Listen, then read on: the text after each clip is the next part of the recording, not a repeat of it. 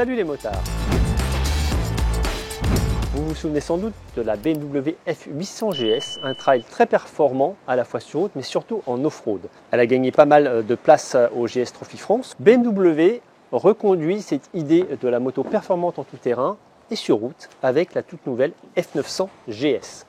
Alors on a ici la version plus routière et la version plus enduro avec même la boue comprise sur ce modèle comme vous pouvez le voir. Au menu évidemment pas mal de styles. On a un phare qui est beaucoup plus compact, qui est repris d'ailleurs des G310 en fait, cette optique. On a des volumes entièrement retravaillés. Au niveau du réservoir, c'est pas beaucoup mais la moto consomme très peu. Réservoir plastique qui permet d'alléger la moto de 4,5 kg. Toutes nouvelles écopes, on a des entrées d'air aussi, donc 2 entrées d'air à l'intérieur avec la boîte à air qui est devant le réservoir. J'aime beaucoup le travail sur les flancs, c'est très chouette. On a une boucle arrière entièrement nouvelle. Le câble ne change pas beaucoup mais cette boucle arrière allège considérablement la ligne et le poids de la machine. 2,5 kg en moins aussi. L'échappement à Krapovic que vous voyez ici qui est vraiment superbe et compris de série. Donc ça c'est assez notable. Très bonne sonorité également. Avec un traitement moteur qui est le même que celui des 1300 GS sur les couvre-culasses. Ici on a les carters moteurs donc, qui reprennent ce granité que j'aime beaucoup. Donc on a un aspect un petit peu haut de gamme. Et puis comme vous pouvez le voir là ici, on a cette pédale de frein qui vient de série avec l'extension justement off-road. Hein, ça vous permet de changer la hauteur de la pédale de frein naturellement.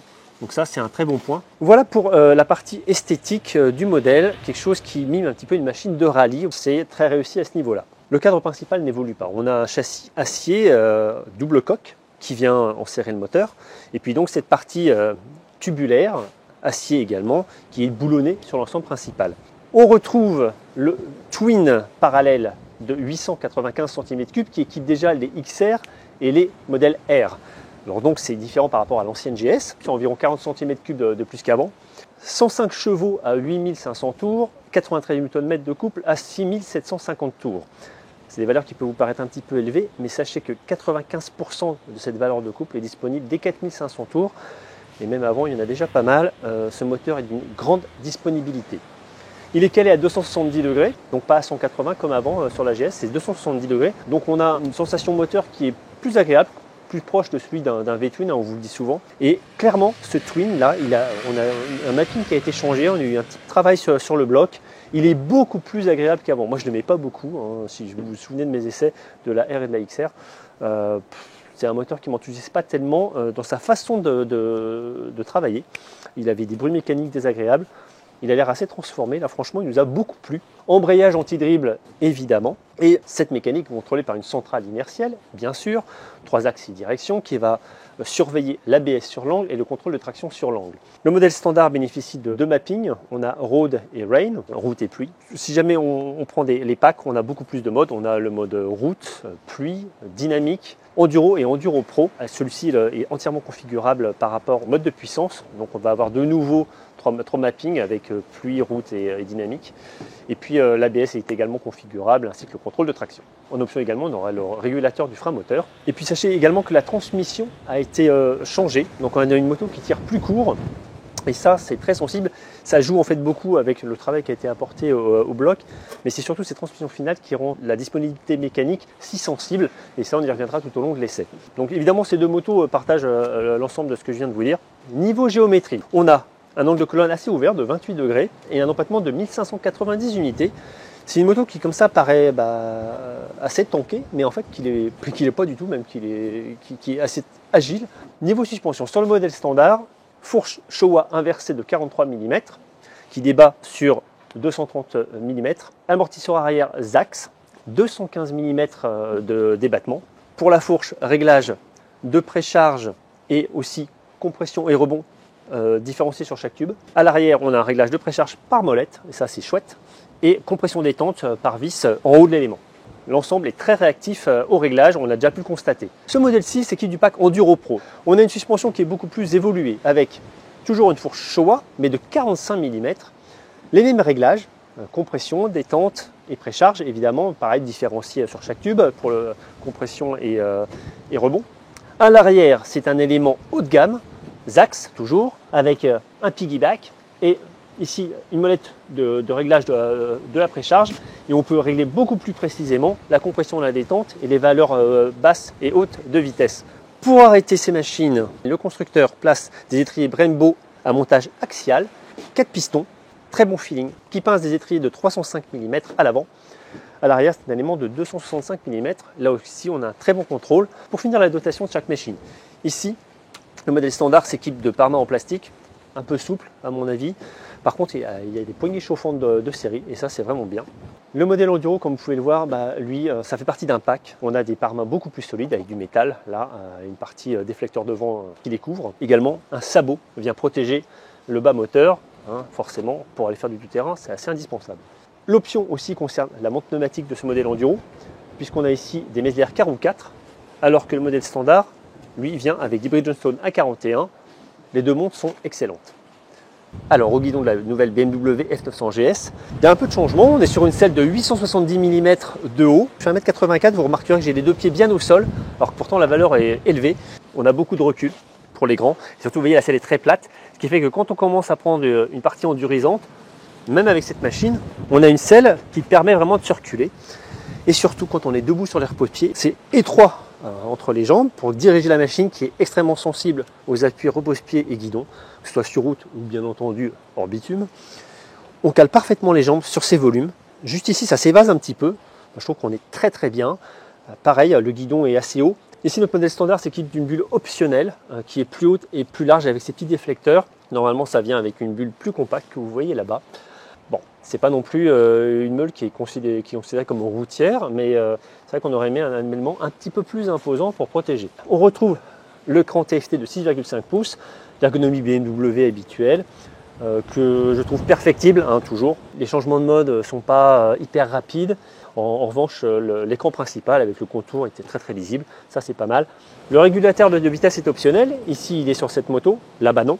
L'ergonomie est très correcte sur la version standard. Le confort de selle est plutôt bon, à tel point qu'on a fait 155 km ce matin. Je ne me suis même pas rendu compte qu'on en avait fait autant, ce qui est quand même un signe. La selle est très bien découpée et c'est pareil à l'arrière pour le passager.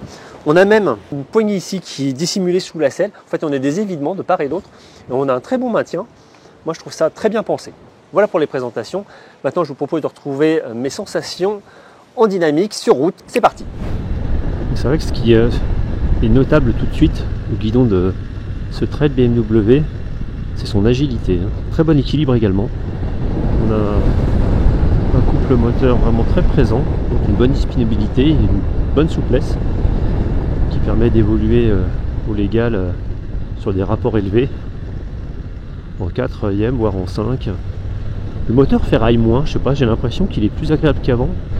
Là c'est quand même plus élégant, on va dire, en mécanique. Vous voyez, ne change pas de rapport, il n'y a pas besoin de montrer une vitesse pour doubler. Là c'est pas mal, quand on prend les freins sur l'angle, ça bouge absolument pas. La moto est très neutre. Alors on a un transfert de masse un peu plus sensible, avec des débattements de 230 à l'avant, mais c'est très bien tenu en hydraulique. Oh la vache, ouais, là on est passé sur du ghostet, donc la moto bouge un peu, mais ça absorbe vraiment très bien les défauts du bitume. Et vous voyez, j'étais en pleine courbe et là il n'y a aucun mouvement. Et donc je disais que ce moteur Longines qui tirait plus court, ça apporte pas mal d'agrément parce que en fait on change pas de vitesse et on est sur un rapport assez élevé. D'habitude on est plutôt en 4 sur ce genre de route, et là on tient la 5 sans aucun problème. Donc vous ne tricotez pas du sélecteur, et même si le shifter est très correct pour une BMW, il est bien meilleur que celui de la GS 1300. Vraiment la moto paraît très légère. Allez hop, on rentre la 4 pour avoir du frein moteur. Ah ouais, c'est très agréable comme évolution. Mais c'est vrai qu'on va pas s'en servir beaucoup parce que la disponibilité moteur est vraiment impressionnante. Je repasse la 5 et on perd vraiment pas en dynamique. On va même mettre la 6. Allez, on est reparti un peu plus à l'attaque. Donc on rentre des rapports un peu plus bas. Oh, la mise sur l'angle est super naturelle. Alors quand on prend les freins, ça plonge. Et vous voyez, c'est vite régulé. La moto est super stable. Il se désunit absolument pas. Je trouve que les étriers avant sont vraiment puissants et modulables. On peut très aisément contrôler la trajectoire avec la pédale. Le ressenti du frein arrière est presque parfait. Alors le moteur tracte vraiment sévèrement quand on laisse au-dessus de 4500 tours. Et puis ça ronfle bien à l'échappement. Très beau bruit, mais sans outrance. Ce qui est quand même bien, que ce soit sur route ou en off-road, de déranger personne.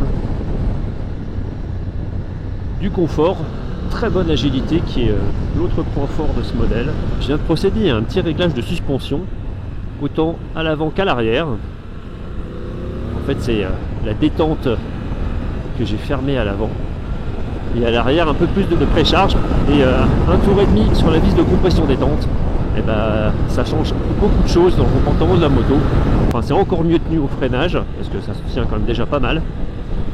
Donc des éléments réactifs au réglage, ce qui prouve une bonne qualité de cet équipement. Alors après un petit peu de sinueux, on a des grandes courbes rapides. La nouvelle BMW F900 GS témoigne d'une tenue de caps absolument sans reproche. Alors en termes de protection, là on a une bulle haute optionnelle qui n'est pas énorme. Elle descend très bas, donc ça protège un peu le bas du buste, mais là en plus c'est pas extrême, ça pourrait être mieux. Et les épaules sont quand même pas mal dans le flux d'air. Il n'y a pas de turbulence. Clairement, pour voyager un peu loin, on aimerait bien avoir un élément un petit peu plus surfacé.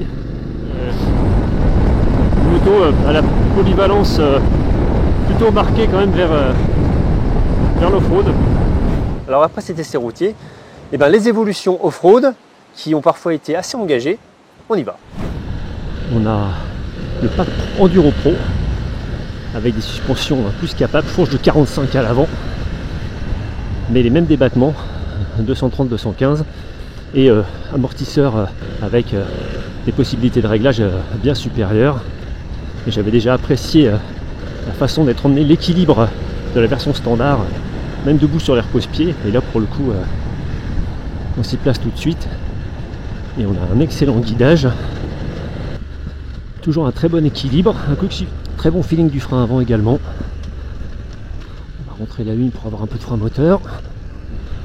Très bonne capacité d'absorption de cette machine avec sa fourche sport, la Showa Sport. À nouveau, ce qui est appréciable, c'est la maîtrise aussi de l'injection de ce Twin qui répond parfaitement, quel que soit le mode, aux injonctions du pilote.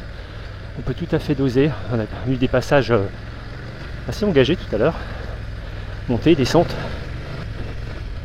Là c'est un peu loose et le train avant est pas mal. On a un bon ressenti, très bon contrôle, très bonne stabilité. C'est une machine facile. Oups, désolé pour la pierre. Elle se dirige vraiment facilement au repose-pied, au guidon. Même quand on a des sections scabreuses, là vous voyez, je suis en seconde. Le moteur il répond vachement bien. Vache. Ah ouais non, c'est vraiment bien. Bon, on a des bons pneus. On a une excellente motricité avec cette machine, c'est super agréable. Excellent quick shifter. C'était un peu tricky la branche d'arbre. Là je suis passé en profil road pour le mode de puissance. Et ben on en a encore largement, moi je trouve, c'est très bien. C'est un petit peu moins incisif que le mode dynamique. C'est très bien calibré aussi. Voilà, il y a une vraie différence, c'est chouette. Vous voyez, on contrôle vraiment bien les dérives. C'est ça que j'aime bien, c'est que on n'est jamais embarqué. Et pourtant là, j'ai tout enlevé. Avec la Triumph, j'en avais laissé, et là j'ai tout enlevé. Et bon bah, globalement, ça se passe bien. Je suis assez à l'aise. Et globalement les masses sont très bien réparties. Et la position, je la trouve très bien, vous voyez, la machine elle est vraiment étroite. C'est la jonction avec les jambes, moi je trouve qu'on est bien. Et devant, le réservoir s'évase légèrement ici. Alors pour caler les genoux, je trouve ça super. Et globalement une machine vraiment intéressante et surtout performante et facile. Moi je la trouve facile, elle pardonne beaucoup. Alors à l'issue de cet essai, on va tout d'abord parler de la partie routière avec ce modèle que nous avons essayé dans sa version presque standard, il y avait 2-3 options. Il faut savoir que ça m'a particulièrement bluffé. On a l'impression d'avoir presque une grosse hypermotard sur route, tellement la machine est facile, évidente et permet des prises d'angle importantes en toute confiance. On a un châssis qui est particulièrement précis, très neutre, hein, c'est en toutes circonstances.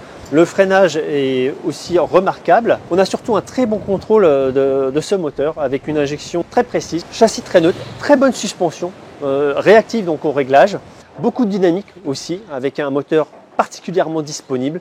On peut garder la 5 sur route alors que d'habitude on est plutôt sur le 4e rapport. On voit bien que il y a eu un travail à ce niveau-là et le moteur est vraiment agréable. On a moins ce côté de ferraillement qu'on avait sur ce Twin. Et niveau suspension également, très bon contrôle de la plongée sur le train avant. Pour une machine avec autant de débattements, c'est très bien géré et d'autant plus quand on module un petit peu à l'arrière. J'avais tout à l'heure refermé un peu l'hydraulique, c'est tout de suite beaucoup mieux. Pour la partie off-road, on a une moto qui, là aussi, fait preuve d'une très grande agilité et surtout d'un très grand équilibre. Quand on est sur les repose-pieds, la machine est facile à emmener. Tout est simple à son guidon, même à très basse vitesse, avec la seconde enclenchée. Encore une fois, ce moteur fait aussi preuve d'une très grande disponibilité et donc ça facilite les évolutions. Les enveloppes Mezler assurent une très bonne traction. Très bon contrôle aussi du frein avant, avec donc l'ABS off-road. Une électronique performante mais pas trop invasive et surtout donc on n'a pas ces suspensions pilotées ni sur l'une ni sur l'autre évidemment et ça je trouve que c'est un très bon point, ça évite des réglages pas toujours pertinents et puis ça permet aussi de changer un petit peu si on veut modifier rapidement sa moto, c'est quand même pas mal. Donc une BMW F900 GS qui fait honneur à sa devancière, la F800. Clairement on retrouve un esprit vraiment complet, polyvalence, route et vraiment off-road, on a cette performance off-road qui est très sensible. Le tarif de base de la BMW F900 GS est de 14 490 €. Ici, on a un pack à 1 440 €, c'est le pack Enduro Pro, avec encore 2-3 petits détails dessus, mais en gros c'est ça.